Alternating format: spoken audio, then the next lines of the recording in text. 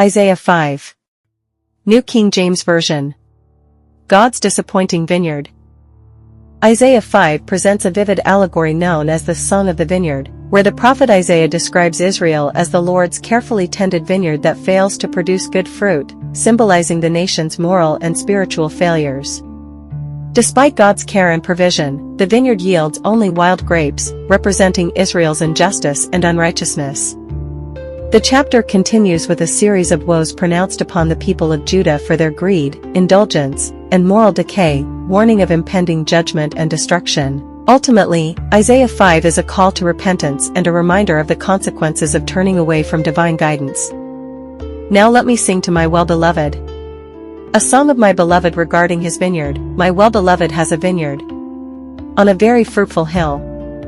2 He dug it up and cleared out its stones, and planted it with the choicest vine. He built a tower in its midst, and also made a winepress in it, so he expected it to bring forth good grapes, but it brought forth wild grapes. 3 And now, O inhabitants of Jerusalem and men of Judah, judge, please, between me and my vineyard. For what more could have been done to my vineyard that I have not done in it? Why then, when I expected it to bring forth good grapes, did it bring forth wild grapes? 5 And now, please let me tell you what I will do to my vineyard. I will take away its hedge, and it shall be burned, and break down its wall, and it shall be trampled down. 6 I will lay it waste, it shall not be pruned or dug, but there shall come up briars and thorns. I will also command the clouds, that they rain no rain on it. 7 For the vineyard of the Lord of hosts is the house of Israel, and the men of Judah are his pleasant plant. He looked for justice, but behold, oppression, for righteousness, but behold, a cry for help. 8 Woe to them that join to house, they add field to field, till there is no place where they may dwell alone in the midst of the land. 9 In my hearing, the Lord of hosts said, Truly, many houses shall be desolate, great and beautiful ones, without inhabitants. 10 For 10 acres of vineyard shall yield 1 bath, and a homer of seed shall yield 1 ephah. 11 Woe to those who rise early in the morning, that they may follow intoxicating drink, who continue until night, till wine inflames them. 12 The harp and the strings, the tambourine and flute, and wine is in their feasts, but they do not regard the work of the Lord, nor consider the operation of his hands. 13 Therefore, my people have gone into captivity, because they have no knowledge, their honorable men are famished, and their multitude dried up with thirst. 14 Therefore, Sheol has enlarged itself, and opened its mouth beyond measure, their glory and their multitude and their pomp, and he who is jubilant shall descend into it. 15 People shall be brought down, each man shall be humbled, and the eyes of the lofty shall be humbled. 16 But the Lord of hosts shall be exalted in judgment, and God, who is holy, shall be hallowed in righteousness. 17 Then the lambs shall feed in their pasture, and in the waste places of the fat ones, strangers shall eat.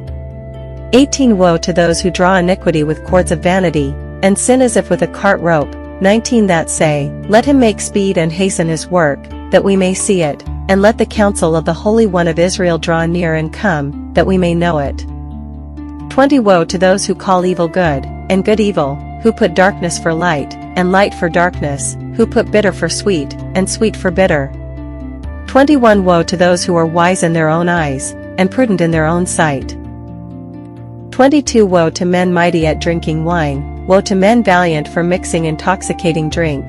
23 Who justify the wicked for a bribe, and take away justice from the righteous man. 24 Therefore, as the fire devours the stubble, and the flame consumes the chaff, so their root will be as rottenness, and their blossom will ascend like dust, because they have rejected the law of the Lord of hosts, and despised the word of the Holy One of Israel. 25 Therefore, the anger of the Lord is aroused against his people, he has stretched out his hand against them, and stricken them, and the hills trembled. Their carcasses were as refuse in the midst of the streets. For all this his anger is not turned away, but his hand is stretched out still. 26 He will lift up a banner to the nations from afar, and will whistle to them from the end of the earth, surely they shall come with speed, swiftly. 27 No one will be weary or stumble among them, no one will slumber or sleep, nor will the belt on their loins be loosed, nor the strap of their sandals be broken. 28 Whose arrows are sharp, and all their bows bent, their horses' hooves will seem like flint, and their wheels are like a whirlwind. 29 Their roaring will be like a lion, they will roar like young lions, yes, they will roar. And lay hold of the prey, they will carry it away safely, and no one will deliver. 30 In that day, they will roar against them, like the roaring of the sea. And if one looks to the land, behold, darkness and sorrow. You can almost hear the ground groan. Feels heavy with treasure. Hearts light on mercy. He laid out a table in the soil, gold in the riverbeds, fire in the bauxite and ore, black pitch under our sandals, diamonds blinking in the dust, emerald veins under mountains, sweet sap in the cane, oil glistening beneath dry tongues. He gave us hands quick with design, minds that cut through stone like water, painters of worlds, builders of bridges from a single thought, singers who can split the dark in two.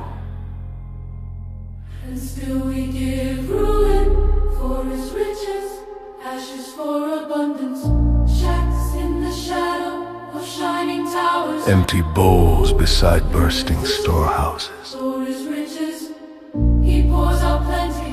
We give ruin for his riches.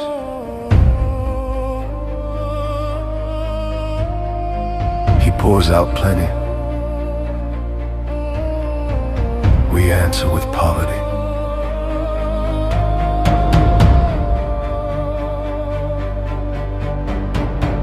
Look at the vineyard, rows and rows of promise, roots drinking deep from his kindness. Yet the fruit tastes of fear, sour with envy, bruised by greed-filled hands.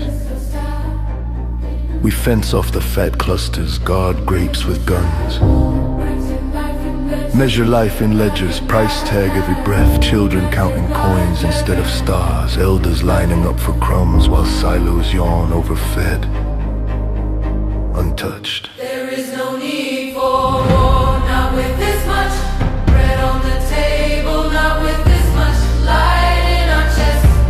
We wrestle for scraps in a land paved with provision.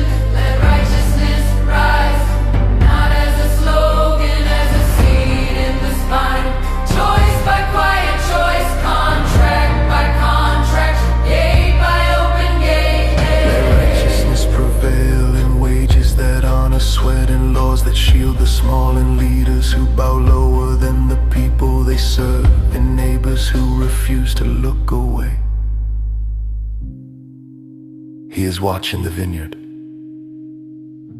not with thirst for revenge, but with the ache of a father who stocked the cellar with sweetness and tastes only vinegar on his tongue.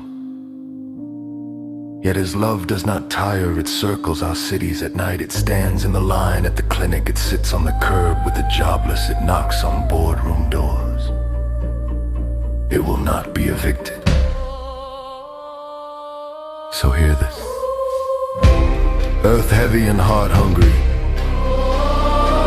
the Most High has not failed us, we have failed each other. His love still runs like water under cracked concrete, waiting for a righteous hand to break the dam. Let righteousness prevail.